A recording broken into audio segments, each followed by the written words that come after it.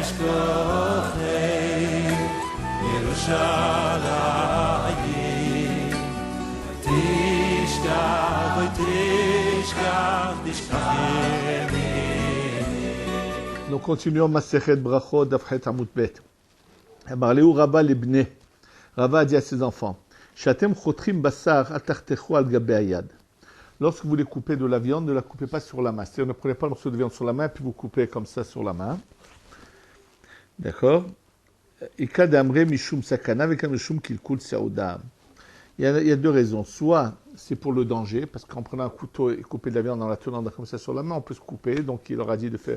Ou bien, c'est que lorsqu'ils sont à côté au moment d'un repas, il s'agit d'une viande qui n'a pas encore été cachérisée, ou même c'est catégorisé, mais ça veut dire qu'en coupant comme ça risque de salir les aliments qui sont autour. Donc il y a deux raisons pour lesquelles il leur aurait dit ça. Ve'al teshvu al mitat haramit. Et ne vous asseyez pas sur le lit d'une goya. Ve'al ta'avru ahore bet knesset b'sha'ah she'hatzibur mitpalelim. Et ne passez pas derrière un bet knesset au moment le tzibour, au moment l'office a lieu dans le bet knesset. Bon, toutes ces choses-là, Gemara va les expliquer. Alors, le début, ce n'est pas nécessaire. Mais qu'est-ce que ça veut dire? Ne vous asseyez pas sur le lit d'une goya. Al teshvu al mitat haramit.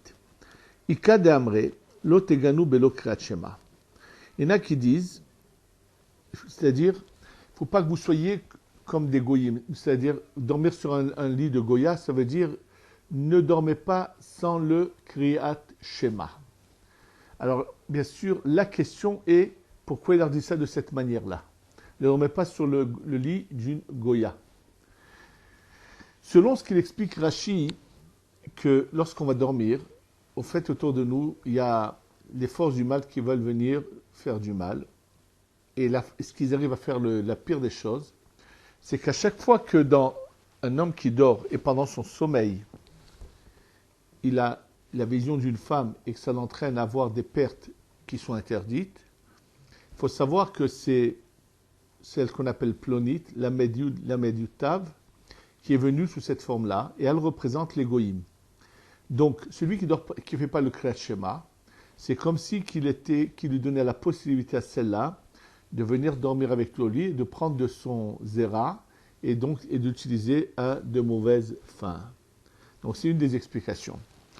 Maintenant, avant de lire la deuxième explication que la Gemara explique, ne dormez pas sur un lit de goïm, je voudrais d'abord vous lire pour que les choses ne soient pas mal interprétées, donc vous lire ce que écrit le Sefer HaChassidim de Rabbi Yehuda Hassid. Rabbi Yehuda Hassid, nous savons qu'il a écrit un Sefer Chassidim où il écrit des choses extraordinaires, c'était un grand saint. Et dans le Siman Shin Ayin Zayin, il dit Kol she'eshlo lev tov, tout celui qui a un bon cœur. Velokeach giyoret she'eshla lev tov, il prend une convertie qui a aussi un bon cœur. Utsnuim, ils ont de la pudeur. Vegomle hasadim, ils aiment faire du bien. Une'imim bemaso-matan, ils sont doux dans leur manière de gérer leurs affaires avec les gens. C'est qu'ils ne sont pas agressifs, ils sont agréables dans leur manière de gérer leurs affaires. Mutav lehithaten bezar'am, mais lehithaten bezera Israël shen bahem elle amidot. Il est préférable de prendre leurs enfants à ce couple-là, où la maman est une convertie, que de prendre plutôt de se marier avec l'enfant d'un couple juif, où les deux parents sont juifs d'origine, mais qui n'ont pas ces qualités. C'est-à-dire que là, Rabbi Yehuda Hassid ne dit pas ça sans raison, et il continue, il dit la descendance d'un converti seront tzadikim et tovim, seront des tzadikim et bons. Pourquoi pense-t-on que Rabbi Yehuda Hassid a-t-il écrit cela? Parce que tout simplement, il y a une phrase qu'on va dire tout de suite dans la Gemara, et Rabbi Yehuda Hassid voulait qu'on la comprenne juste et pas de manière de travers. Quelle était la phrase? Celle qu'on va voir tout de suite. Lorsqu'il est dit ne dors pas sur le lit d'une aramie, d'une goya. Il y en a qui expliquent dans la Gemara, Loti tenasvu giyorta. Ne vous mariez pas avec une guillorette. Alors, ça contredit apparemment ce qu'on va étudier dans Rabbi de Hassid. Et la réponse est toute simple. En fait, il s'agit de deux sortes de guillerettes. Il y a une femme qui a un élan vers son judaïsme et qui vraiment va se convertir par amour du judaïsme. Sans aucun intérêt du tout. Et donc, dès qu'elle est jeune, elle fait un bon choix. Il y a des fois des cas où c'est la suite d'avoir connu un garçon que les choses se passent. C'est vrai que des fois, ça devient une décision totale, vraiment sincère, c'est très bien. Mais il est arrivé, il y a eu des cas où, malheureusement, il s'est avéré que ça avait été juste de la comédie parce qu'elles avaient envie de ce garçon.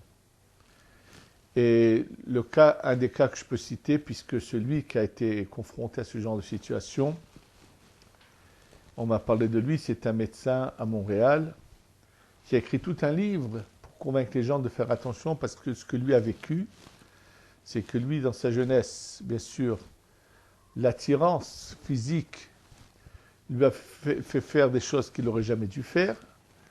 Et finalement, l'histoire a prouvé que, comme ce n'était pas sincère, alors le fond est ressorti à la surface. C'est surtout de ce genre de cas dont on parle ici, ou bien ça peut être, il peut y avoir c'est-à-dire que chaque cas est à vérifier. Et c'est pour ça que Rabbi Yehuda Hassid a bien dit Velokeach gioret sheeshla lev tov, qui dit comment tu peux le savoir, qu'est-ce qui te donnera l'image de savoir quelle est la guillorette sur laquelle tu peux être sûr, c'est si elle a lev tov, ce bon cœur de vouloir donner, ça veut dire que c'est sincère. Et c'est là le message que transmet Rabbi Yehuda Hassid. Et malheureusement, il y a eu des cas où si les gens avaient vu cette phrase-là, ne seraient pas tombés dans les pièges dans lesquels ils sont tombés. Mais en tous les cas, la Gemara parle de cas précis et auxquels il faut faire attention. Vika de Amri, Aramit Mamash, que ne t'assois pas sur le lit d'une goya. Pourquoi? C'est-à-dire qu'il ne faut pas oublier que dans leur époque, quand on rentrait chez des gens, on ne nous proposait pas une chaise pour s'asseoir, mais c'était des salons, comme on appelle les salons arabes, avec tout autour des lits. On te dit, quand tu rentres chez une personne comme ça, ne t'assois pas chez une goya. Pourquoi? Au Mishum Maaseh de Rav Papa. À cause d'une histoire qui s'est passée avec Rav Papa. Rav Papa Azel les Gaberamit. Rav Papa est allé une fois chez une aramite, et qu'est-ce qu'il a fait? Il est bien sûr, il ne s'est pas enfermé, la porte était grande ouverte, donc tout le monde pouvait le voir. Et quand il est rentré, s'il avait besoin de rentrer pour un sujet, elle lui a apporté une sorte de petit divan pour qu'il s'assoie dessus. Au tialo mitam, ralo shev. Et elle lui a dit, assieds-toi. Et il avait pris ses précautions, que les gens voient bien ce qui se passe, parce qu'il savait qu'il était méfiant. Et donc, il a dit, je ne m'asserai que lorsque tu vas soulever ce divan. Et dès qu'ils ont levé le divan, ils ont trouvé un enfant mort. C'est-à-dire qu'en fait, elle voulait le piéger, elle voulait lui demander de s'asseoir, et après elle aurait poussé des cris en disant, il s'est assis, il a tué un bébé comme ça. C'est-à-dire qu'elle avait un bébé mort, et elle voulait l'en accuser. Et c'est pour ça que je nous dis, fais attention. Mikan amrou chamim asul lishev al mitat taramit. De là, les chamim ont enseigné qu'il ne faut pas s'asseoir sur le lit d'une goya. Ve'al ta'avru achorei bet knesset b'shah she'hatzibur mitpalelim. Il leur a dit ne passez pas derrière un bet knesset au moment où le tzibour fait cette fila. Mais ça y allait de Rabbi Yoshua ben Levi. Ça c'est une preuve à ce qu'on avait enseigné Rabbi Yoshua ben Levi. D'Amar Rabbi Yoshua ben Levi, Rabbi Yoshua ben Levi a enseigné Asur lo l'adam she'avur achorei bet knesset b'shah she'hatzibur mitpalelim. Qu'on n'a pas de passer dans un bet knesset au moment où le tzibour fait la tfila. En fait, de quoi s'agit-il?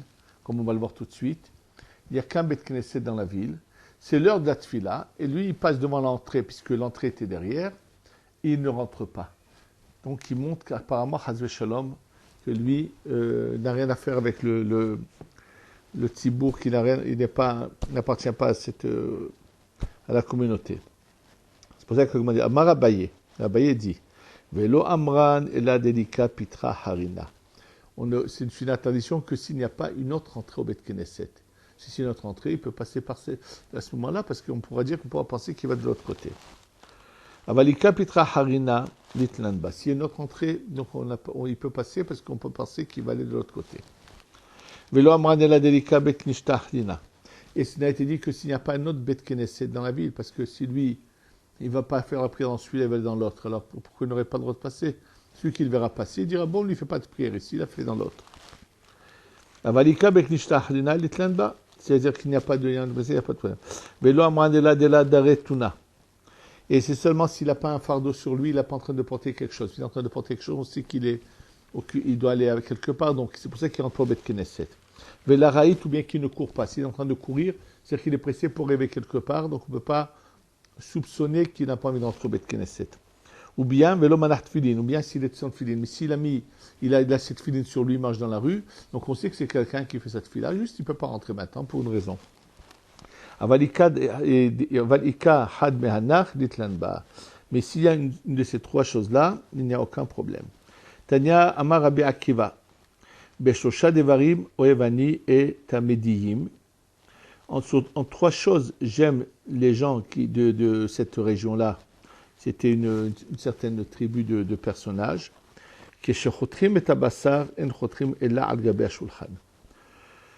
Lorsqu'ils veulent couper la viande, ils ne la coupent que sur la table. C'est-à-dire la coupe pas sur la main, il faut attention à ça. Chez Noshkim et Noshkim ela al gabe hayad. Et lorsqu'ils embrassent, ils embrassent sur la main. C'est-à-dire que les gens ne s'embrassaient pas sur le visage, mais sur la main. Et ça, c'est question de... Alors, il y a deux explications. Soit on va voir, il y en a qui veut dire non, ils n'embrassent pas dans la main, mais sur la main. Ça veut dire que en embrassant, comme il peut avoir de la salive, donc dans la main, c'est-à-dire la main de l'autre personne, elle ne pourra plus après, surtout quand ils mangent avec leurs mains. C'est-à-dire que s'il embrasse sur le dos de la main, il n'y a aucun problème. D'accord? Et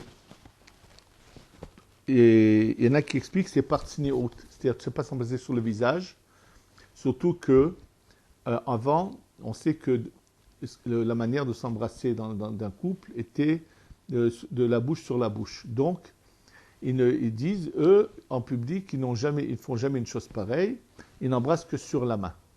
Puisque c'était ou s'embrasser sur la bouche ou bien sur la main, mais non pas sur les joues. Donc, si on parle de tinéo de pudeur, ça veut dire que par pudeur, ils embrassaient la main et non pas sur la bouche en public. Et la troisième chose, lorsqu'ils doivent discuter, prendre des conseils, ils sont très prudents. Ils vont dans un lieu où ils sont dans un champ, donc un lieu ouvert, où c'est sûr que personne ne pourra surprendre leur discussion. C'est-à-dire qu'ils font très attention, ils ont cette sagesse de ne pas parler dans un endroit où on risque d'être entendu. Et Amar Ravada bar Ha'ava, donc maintenant Amar va emmener une preuve à cela, que c'est comme ça qu'il faut faire. Maïkera, qu'est-ce qui est marqué dans la Torah? Vaishlach Yaakov vaikra le Rachel ou Léa, Hasade el Tsono. Yaakov, lorsqu'il a voulu parler avec Rachel et Léa, il n'a pas voulu parler on voit qu'il les a appelés à devenir dans le champ vers son troupeau.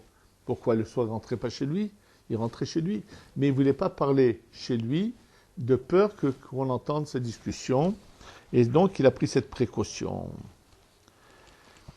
Tania, maintenant, avant de continuer, ce qui est très important, alors, on a parlé d'embrasser sur la main. Il faut savoir que, en fait, il y avait une coutume, et que c'est dommage qu'elle est en train de se perdre, qui était très répandue en général dans les milieux séfarades, c'est que le vendredi soir, les enfants embrassaient la main du père et de la mère pour vendredi soir. Alors le Harizal explique que c'est très important et il dit, le Harizal, que celui dont la maman est encore en vie, c'est très important qu'il lui embrasse la main le vendredi soir. La main, donc les 5 doigts de la main, représentent les rigueurs qu'on appelle Mansafar, les 5 niveaux de rigueur. D'ailleurs, ceux qui feront attention aux plaies d'Égypte, on verra qu'il est dit 2 fois le mot yad, quelque jour on va envoyer sa main, 2 fois les 2 mains, c'est les 10 plaies qui viennent des 10 rigueurs. Donc c'est pour ça que la Torah utilise le mot main. Et le fait que l'enfant embrasse la main de sa mère, il va adoucir dans les mondes supérieurs les rigueurs qui peuvent descendre vers nous. Puisque la maman représente ce qu'on appelle la bina, et il est dit bina dinim mit'arim minna. La bina, les dinim sortent d'elle. Donc, par ce geste que fait l'enfant, le garçon, et qui a surtout la main de sa mère, alors il va adoucir cette rigueur, puisque toutes nos actions et nos faits que nous faisons ici ont une répercussion là-haut et vont changer les choses. Maintenant, quand on embrasse la main d'un rave, c'est que, surtout, si le rave bénit, alors si on l'embrasse, on vient d'embrasser la main et après le rave bénit, donc on a d'abord adouci, et donc ensuite la bénédiction va être pleine de douceur sur la personne, et c'est de là que vient la coutume d'embrasser la main, le dos de la main.